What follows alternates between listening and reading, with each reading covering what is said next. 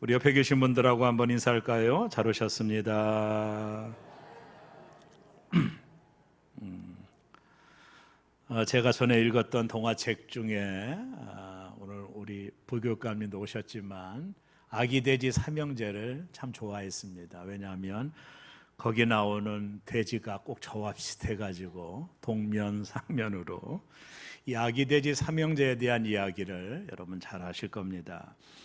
엄마 돼지가 아기 돼지 삼형제를 이제 너희들은 이제 독립을 해라 이렇게 마음을 먹고 아기 돼지 삼형제를 집을 나가서 스스로 독립할 나이가 됐으니까 독립하라면서 아기 돼지 삼형제를 이제 독립을 시켰어요. 그래서 아기 돼지 삼형제가 엄마 품에 있다가 이제 독립을 했으니 살 집을 지어야 되겠죠. 첫째 돼지는 집더미를 이용하여 집을 졌습니다. 간단하게 집을 졌지만 부실하지는 않죠. 흔한 집더미를 재료로 해서 집을 짓고 아름다운 거처를 장만하게 됩니다. 둘째 돼지는 산에 가서 나무를 해다가 그 나무를 가지고 자신이 살 집을 짓게 됩니다. 좀 시간이 볏집보다는 또 많은 시간이 걸렸겠죠. 근데 셋째 돼지가 문제입니다. 이 셋째 돼지는 땅의 기초를 튼튼히 파고 벽돌을 구워서 자신이 거처할 집을 짓게 되었습니다. 겉으로 보면 이 세 집 모두 다 뭐 어떤 게 좋냐 나쁘다냐를 평가할 수 없어요. 저마다 최선을 다하고 아름다운 거처를 지었기 때문에 외관을 가지고 평가하기는 좀 불가능합니다. 어쨌든 세 돼지가 자신에게 맞는 집을 지었습니다. 자, 이들에게 문제가 발생을 합니다. 평상시에는 몰랐지만 이 세 돼지가 문제를 직면하게 됐는데 그것은 이 돼지들을 잡아먹으려고 하는 늑대가 출현한 겁니다. 늑대는 이 세 마리 돼지를 아기 돼지들을 잡아먹고 싶어서 안달이 나 있는 거죠. 그래서 늑대가 첫 번째 볏집으로 지은 첫째 집을 방문했습니다. 첫째 돼지는 문을 꼭 잠그고 늑대가 들어오지 못하도록 방어를 하게 되죠. 그러나 늑대가 자신의 입김을 호 하고 부니까 볏집으로 지은 자신의 집이 몽땅 날아가 버리고 말았습니다. 첫째 돼지는 너무 놀래가지고 도망을 해서 둘째 집으로 피신을 하게 되었습니다. 이번에는 늑대가 둘째 집을 방문을 했어요. 나무로 튼튼하게 지은 집이었지만은 늑대가 또 휙 하고 부르니까 나무로 지은 집마저도 다 날아가 버리고 말았어요. 그래서 첫째와 둘째는 할 수 없어서 셋째 집으로 피신을 하게 되었습니다. 셋째 집에 세 명이 숨어 있는데 이번에도 늑대가 와가지고 돼지들을 잡아먹으려고 했죠. 큰 바람을 크게 불었습니다. 그러나 셋째 집은 워낙 튼튼해서 기초가 튼튼하고 외형도 튼튼하고 해서 늑대가 아무리 바람을 불어도 첫째 집처럼 둘째 집처럼 날아가지 않고 여전히 있게 되는 거예요. 더 이상 돼지들을 잡아먹을 수 없던 늑대가 지붕으로 올라가서 굴뚝을 타고 내려오게 되죠. 그때 안에 있는 돼지들이 뜨거운 물을 준비해 가지고 늑대를 죽였다라고 하는 스토리의 이야기입니다. 오늘 우리가 이 이야기를 통해 하나님 말씀을 드리고 싶은 이유는 이 세 명의 돼지가 서로 각자 취향과 또 풍습에 맞는 집을 진 거죠. 첫째 돼지가 나쁜 집을 졌다라는 말을 하는 게 아닙니다. 그도 최선을 다하여 볏집으로 아름다운 집을 졌을 거예요. 둘째도 나무를 해가지고 튼튼하게 집을 졌을 겁니다. 둘째도 아름다운 집을 졌죠. 셋째도 기둥을 파고 또 기초를 튼튼히 해서 벽돌을 찍어서 아름다운 집을 지었을 거예요. 이 세 명의 돼지가 지은 집에 대하여 평가하는 것은 아닙니다. 첫째도 최선을 다했을 것이고 둘째도 최선을 다하고 셋째 돼지도 최선을 다했을 것입니다. 그러나 이 세 집이 언제 문제가 발생했죠? 늑대가 나타났을 때. 이 세 대지의 집의 결과가 너무나도 판이하게 달랐다라고 하는 이야기입니다. 늑대가 나타나기 전까지 저들은 안전한 곳에 거하고 있었던 거예요. 그러나 늑대가 나타났을 때 저들이 지은 집이 얼마나 허술했는지, 얼마나 튼튼했는지, 저들을 지킬 수 있는 집인지 지켜주지 못할 집인지는 늑대가 나타나기 전까지는 몰랐던 것이죠. 그러나 사나운 늑대가 나타났을 때 이 집에 대한 평가가 확연하게 달랐다라고 하는 사실입니다. 오늘 우리가 읽은 본문은 예수님께서 특별히 지혜로운 사람과 미련한 사람에 대한 이야기를 하고 있는 것이 오늘 본문의 관점입니다. 예수께서는 결론적으로 이렇게 말합니다. 지혜로운 사람은 반석 위에 집을 짓는 사람이고 미련한 사람은 모래 위에 집을 짓는 사람이라고 말씀하고 있습니다. 여러분, 조금 건축을 아는 분들이라면 가장 중요한 것은 건축의 외형에 있지 않죠. 어떤 화려한 것과 어떤 삐까삐까한 것에 있지 않아요. 건축의 가장 중요한 것은 바로 기초입니다. 제가 1부 때, 2부 때도 예배를 드렸지만 저희 교회가 비전센터를 지을 때 이곳이 논이었고 또 여기에 우물도 있어서 기반에 대한 문제가 실은 좀 있었습니다. 그래서 건축을 할 때 설계사하고 또 우리 한장로님하고 저하고 고민했던 부분이 뭐냐면 기초가 튼튼하지 않으면 센터가 나중에 문제가 있을 것이라는 인식을 하게 됐어요. 그래서 저희가 건축에 거의 1,000만 원을 더 들여서 기초공사를 했는데 어떻게 기초공사를 했느냐 하면 통기초를 했습니다. 대개 집을 지을 때 기둥이 올라가는 곳만 건축을 하고 집을 짓는데 저희 교회는 전체 바닥을 다 철근으로 통기초를 했어요. 왜요? 기초가 부실하면 나중에 건축에 문제가 있고 트릭이 가고 무너질 소산이 있기 때문에 건축비가 1,000만 원 정도 철근값이 더 들어가더라도 통기초를 통해 전체 바닥을 다 철근을 매가지고 통기초를 해서 쇠면을 붓고 그 위에 센터를 지은 거예요. 왜냐하면 거기가 논이고 위험부담이 있기 때문에 건축비가 1,000만 원 더 들어가더라도 우리는 그렇게 하자고 해서 통기초를 통해 지금까지 센터 건물이 좀 안전하다는 생각을 합니다. 여러분, 건축에 있어서 외양의 화려함이 중요한 게 아닙니다. 얼마나 삐까삐까 하느냐가 중요한 게 아니라 건축은 기초가 대단히 중요하다, 이렇게 볼 수 있는 것이죠. 여러분, 오늘 본문은 예수님께서 팔복에 대한 이야기를 하시고 마지막 결론 부분이 오늘 본문입니다.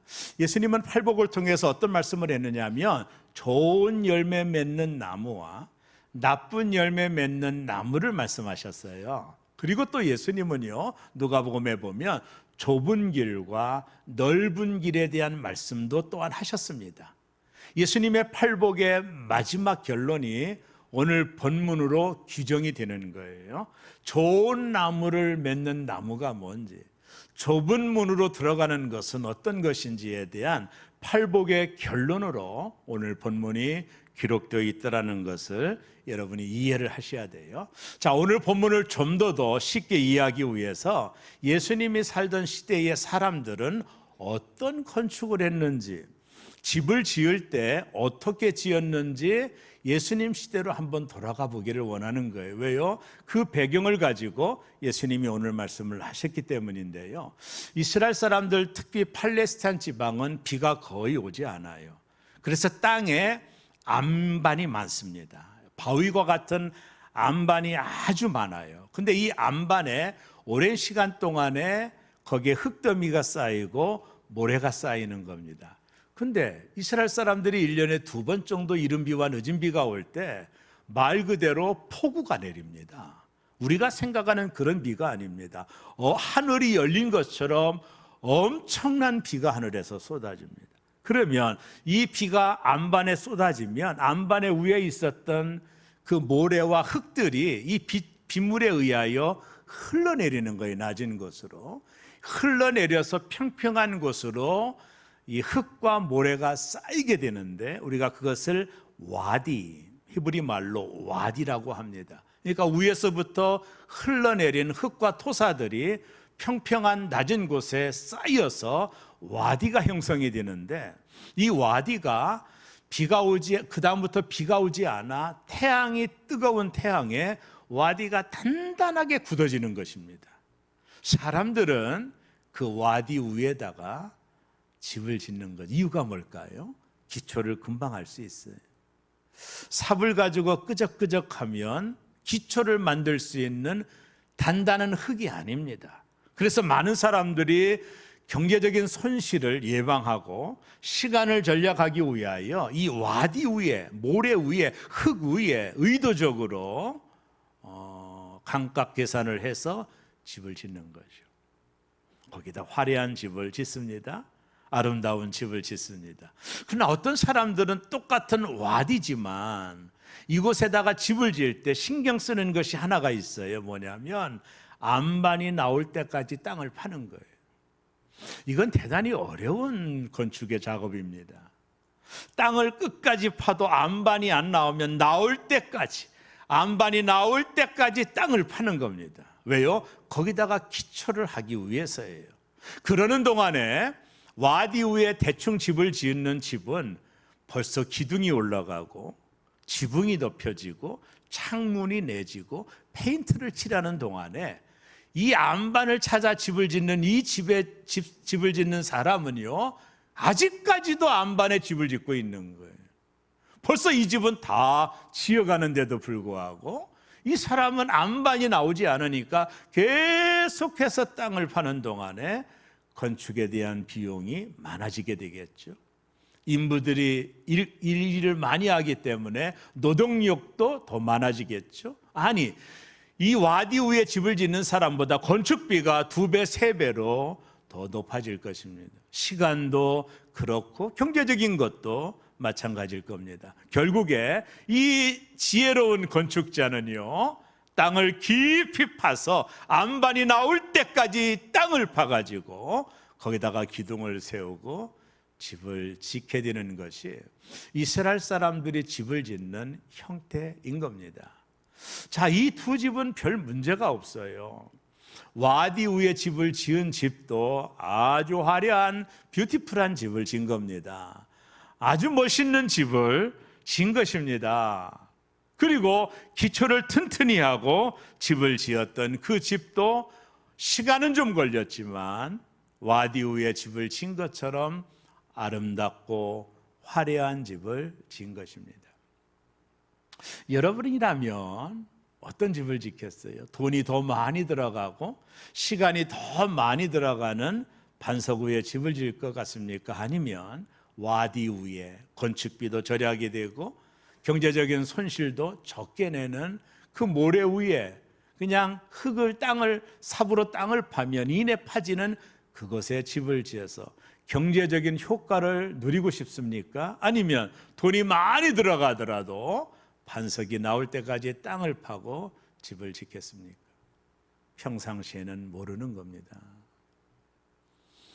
모래 위에 집을 짓는 자와 반석 위에 집을 지은 집은 다르지 않아요. 외형으로 보면 다 똑같습니다. 별 문제가 없어 보입니다. 근데요, 문제가 찾아옵니다. 바로 홍수가 나는 겁니다. 홍수가 하늘이 열리고 비가 내리는 거예요. 이게 문제입니다. 이 홍수가 있기 전까지는, 늑대가 오기 전까지는 그 새 돼지의 집은 부족함이 없는 거예요. 홍수가 문제입니다. 홍수가 나면 그 거대한 물줄기가 위로부터 낮은 곳을 향하여 흘러갑니다. 그러나 반석 위에 튼튼하게 기초를 세운 집은 무너지지 않습니다. 문제는 이 와디 위에 기초를 등한시하고 대충 지었던 이 집에 문제가 발생하는 것입니다. 이 홍수에 모래 위에 집을 지은 집은 다 사라져버리고 마는 것입니다. 이 두 집의 결론은 평상시에 있지 않아요. 평상시에는 모릅니다. 알 수가 없습니다. 그러나 홍수가 나면, 창수가 나면 이 두 집이 어떤 집이 지혜로운 집이었는지, 어떤 집이 미련한 집이었는지를 판단할 수가 있는 것입니다. 여기서 말하는 홍수는 성도가 이 땅을 사는 동안에 당하는 환난이요 시험일 수도 있고, 더 확대적으로 말하면 우리에게 임할 심판을 말하고 있는 것입니다. 먼저 지혜로운 사람이 누구라고 합니까? 예수님은 반석 위에 집을 짓는 사람이라고 규정을 하고 계십니다. 여러분, 지혜로운 사람은 오늘 마태복음 7장 24절에 보면, 그러므로, 이게 참 중요한 단어입니다.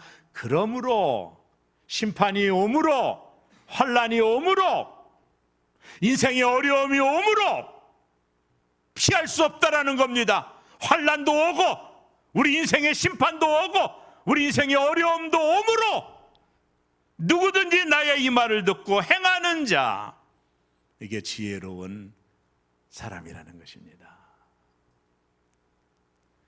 여러분, 예수께서 지혜로운 자란 하나님의 말씀을 듣고 행하는 자라고 말씀했어요. 이게 대단히 중요한 겁니다. 이런 사람은 반석 위에 집을 짓는 사람이라고 말했어요. 먼저는 하나님 말씀을 잘 듣는 겁니다. 그리고 그 말씀에 순종하는 겁니다. 이게 중요한 겁니다. 여러분, 말씀은 듣긴 들어도 말씀에 순종이 없으면 이건 미련한 것입니다. 말씀을 듣고 그 말씀에 순종할 때만이 우리의 믿음이 스트롱하게 되는 겁니다. 우리의 믿음이 성숙되는 겁니다. 우리의 믿음이 자라는 겁니다. 그래서 어떤 시련이 오고 어떤 고난이 오고 어떤 환난이 오고 우리의 종국에 우리에게 마지막에 심판이 와도 이런 자들은 무너지지 않는 것입니다. 제가 존경하는 이종윤 목사님, 서울교회죠. 지금은 돌아가셨어요. 이분의 책에 이런 멘트가 있습니다. 순종 없는 기독교는 없다. 순종 없이 예수를 따를 수도 없고 그리스도의 제자가 될 수 없다. 예수를 주와 그리스도로 고백함이 없이 그에게 순종할 수 없다. 왜 우리가 순종을 못하죠? 예수 그리스도가 나의 주이심을 고백하지 않기 때문이죠. 주님이 나의 주인이시라고 고백하지 않기 때문에 여전히 하나님의 말씀에 대한 순종이 우리에게 동반되고 있지 않는 겁니다. 말씀에 대한 순종이 없으면 믿음의 성장이 없습니다. 믿음의 성숙이 없습니다. 믿음이 성장하고 성숙하지 않으면 어떤 시련에도 어떤 환난에도 다 무너지는 것입니다. 요즘 한국교회는 설교의 홍수시대입니다. 말 그대로 인터넷과 유튜브에 수많은 설교들이 나옵니다. 여러분, 옛날에는 이렇게 설교가 많이 들을 수 없는 시대가 있었어요. 그러나 지금은 유튜브를 보고 인터넷을 찾아보면 소위 유명하다라는 분의 설교를 다 들을 수가 있습니다. 그래서 설교의 홍수의 시대라고 말할 수 있는 것입니다. 그러나 우리가 듣는 것도 중요하지만 그 말씀에 순종하지 않으면 믿음은 결코 성장할 수가 없습니다. 이런 자들은 마치 모래 위에 집을 짓는 자와 똑같습니다.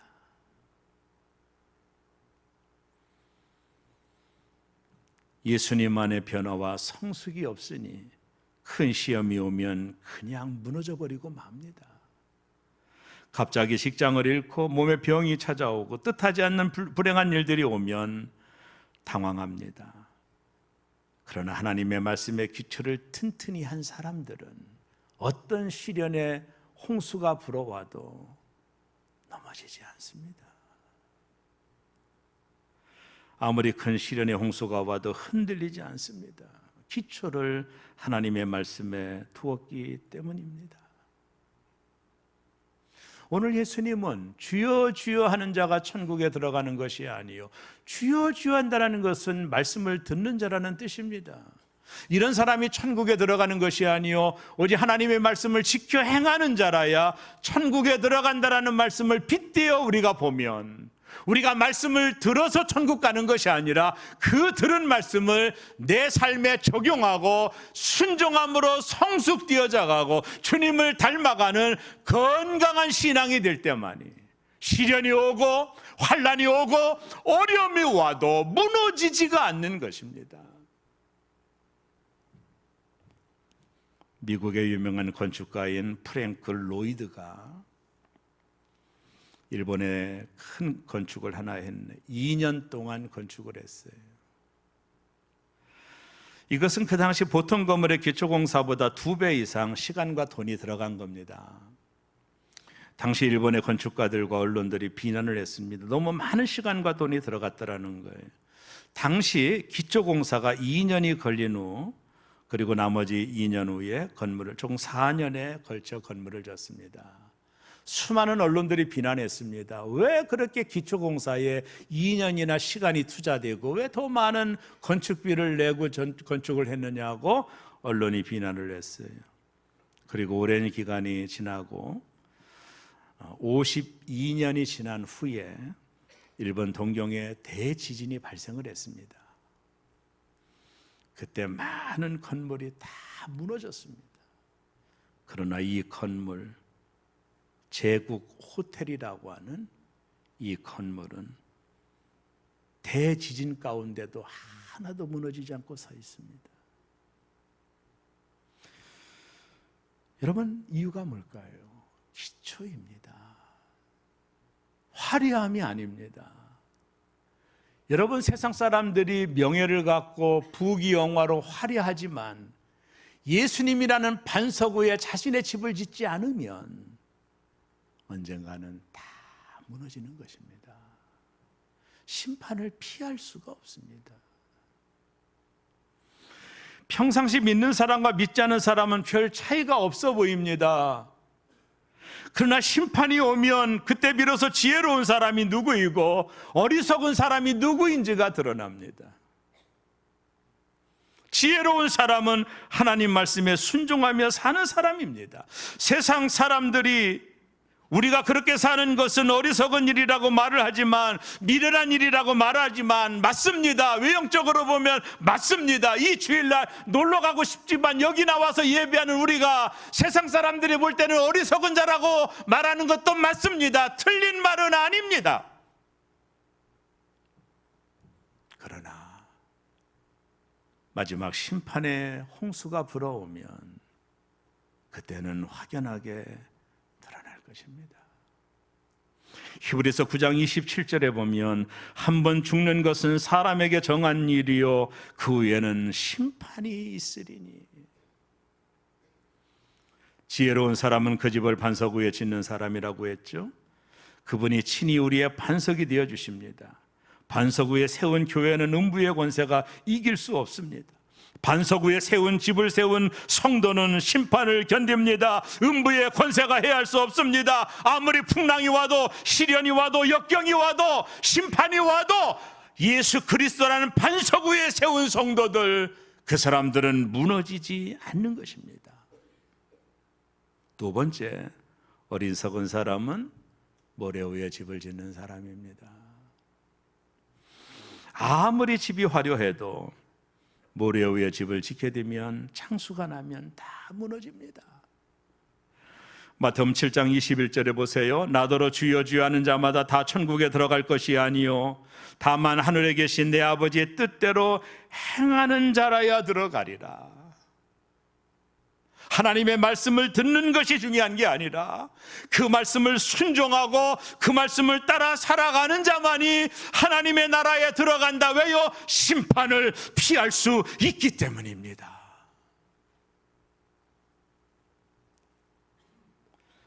예수께서 모래 위에 집을 짓는 사람은 누구라 하나요? 하나님의 뜻대로 행하지 않는 자입니다. 하나님의 말씀을 들었지만 그 말씀대로 순종하지 않는 자랍니다. 이 사람이 어리석은 사람이라고 말씀합니다. 이 사람은 어떻게 보면 지혜로운 사람입니다. 단시간 내에 경비를 줄여서 집을 지었기 때문입니다. 여기서 우리는 그가 대충대충 집을 지었다라는 뜻이 아닙니다. 그는 최선을 다해 집을 지은 겁니다. 외관도 화려하고 페인트도 칠하고 보기도 좋고 창문도 내고 아름다운 집을 지은 겁니다. 그는 엉터리로 집을 지은 것이 아니에요. 누구보다도 최선을 다해 집을 지었지만 이 사람이 집을 지은 그 기초가 모래이기 때문이 문제라는 겁니다. 성경은 이 사람을 삶에 실패했다고 말하지 않아요. 그도 최선을 다해 성실하게 세상을 산 것입니다. 예수 믿는 사람은 성실하고 믿지 않는 사람은 불성실하다, 그런 말을 하는 게 아니에요. 예수 믿는 사람은 진실하고 믿지 않는 사람은 진실하지 못하다, 이런 말을 하는 게 아닙니다. 또 예수 믿지 않는 사람은 게으르고 나태라는 말도 하는 게 아닙니다. 그들은 최선을 다해 세상을 살아가는 것입니다. 열심히 공부도 합니다. 좋은 직장에도 들어갑니다. 성공도 합니다. 출세도 합니다. 그들도 최선을 다하여 자신들의 인생의 집을 짓고 살아가는 겁니다. 문제가 뭘까요? 심판이 있다라는 것입니다. 모래 위에 집을 짓고 있다라는 것입니다. 반석 위에 집을 지은 것의 차이는 외관에 있지 않아요. 누가 성실함에 있지 않습니다. 누가 최선을 다했느냐, 여기에 있지 않아요. 얼마나 성공했느냐, 여기에 있지 않아요. 문제는 뭐냐면 기초입니다. 아무리 화려한 세상에 집을 줘도, 출세의 집을 줘도, 부러워하는 의리귀한 집을 줘도 성실했기 때문에 집을 짓는 겁니다. 더 열심히 공부했기 때문입니다. 남들 잘 때 더 노력한 겁니다. 그래서 사업에 성공한 겁니다. 우리는 그들을 비난할 수가 없습니다. 문제가 뭐냐면 이들이 지은 집이 반석이 아니요 모래라는 것입니다. 예수님이라는 반석에 자신의 집을 진 게 아니라 모래라고 하는 곳에 자신의 집을 화려하게 짓기 때문에 홍수라는 심판이 오면 다 쓰러져 가버리는 것입니다. 이들이 불성실하다라는 말을 하는 게 아닙니다. 이들이 게으르다라는 말을 하는 게 아닙니다. 세상 사람도 여전히 부지런합니다. 열심을 냅니다. 사업도 잘합니다. 지혜도 있습니다. 나름대로 좋은 집을 졌지만 이들의 문제가 뭐냐면 창수가 날 때, 홍수가 날 때, 그때가 문제인 것입니다. 시편 119편 1절에 보면 행위가 온전하여 여호와의 율법을 따라 행하는 자들은 복이 있음이요. 우리에게는 심판의 날이 다가옵니다. 바람이 불고 창수가 날 겁니다. 시련과 고난이 찾아옵니다. 어떤 사람은 무너지고 어떤 사람은 견딜 겁니다. 무너진 사람들은 모래 위에 집을 지은 사람이고 견디는 사람은 반석 위에 집을 지은 사람입니다. 이 둘의 차이는 자신의 집을 어디에 세웠느냐가 결정하는 것입니다. 아무리 화려한 성공이 있더라도, 아무리 화려한 출세가 있더라도, 아무리 대통령이 되더라도 모래 위에 집을 지으면 홍수를 피할 수 없는 것입니다.